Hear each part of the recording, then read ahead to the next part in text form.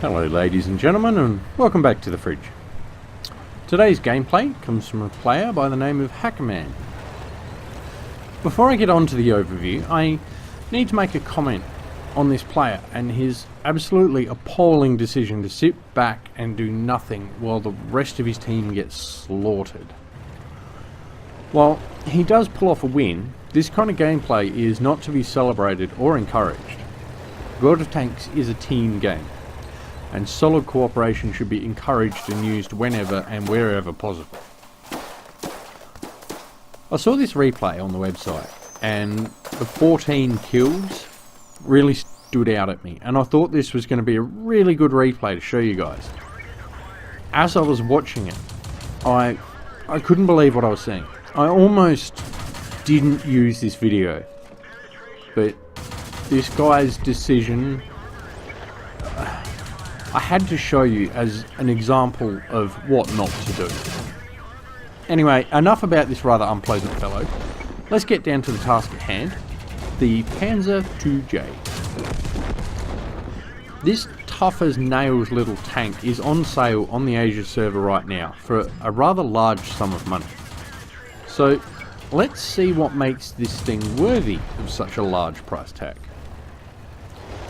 Given that this happy little fellow is a tier 3, and at tier 3 there is little in the way of clear rolls, and given the wide range of toys available, I'm simply going to review this tank on its own merits.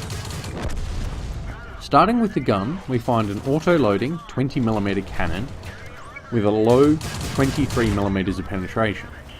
Each round gives you 11 hit points of damage, and there are 10 rounds in each clip.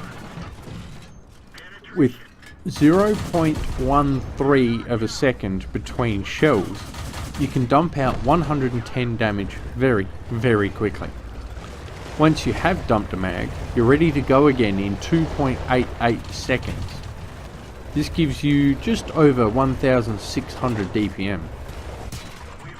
Aim time is 1.4 and dispersion is 0.57, so you're going to want to be close to your target before you pull the trigger.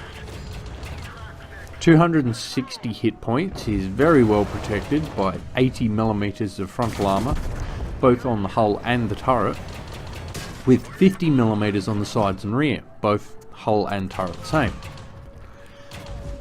80mm. That's more than a lot of the tier 5 and tier 6 heavy tanks get, so to have that much at tier 3 is simply amazing. Now, mobility, as you may suspect, it's horrid, but with that much armour it really isn't a problem. 160 horsepower does its best to move over 18 tonne of tank, and a 31 km/h top speed is the result. Concealment is decent, although you don't bother hiding. This thing plays like a heavy. The 400 metre view range is actually useful because you do end up alone in this tank. So the stats on this tank don't really mean much. So I'll have a chat about how this thing plays.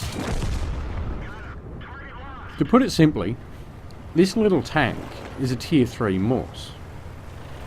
The armour makes it very hard for the enemy to damage you, but your little gun in return struggles to damage them. Premium ammunition is needed to damage the tougher opponents, and if you get thrown in with tier 4 tanks, you're going to need a lot of premium rounds. Yes, this tank is overpowered when fighting at tier 3, and is still a decent tank when fighting tier 4, although that gun is rather underwhelming. Right now, the tank is for sale in a pack which costs around $100 US. The pack does come with 25,000 gold, and the tank and the garage slot, but still, that high of a price tag is going to stop a lot of people from buying it, and that is kind of the point. If you have that kind of money to throw around, then pick up this tank. She's an overpowered, seal clubbing joy of a thing to own and drive. Thank you for stopping by the fridge. If you have enjoyed this video, please share it amongst your friends. Check out the video description for links to my Twitch, my Discord and my Patreon. Thanks again. I'll see you again soon.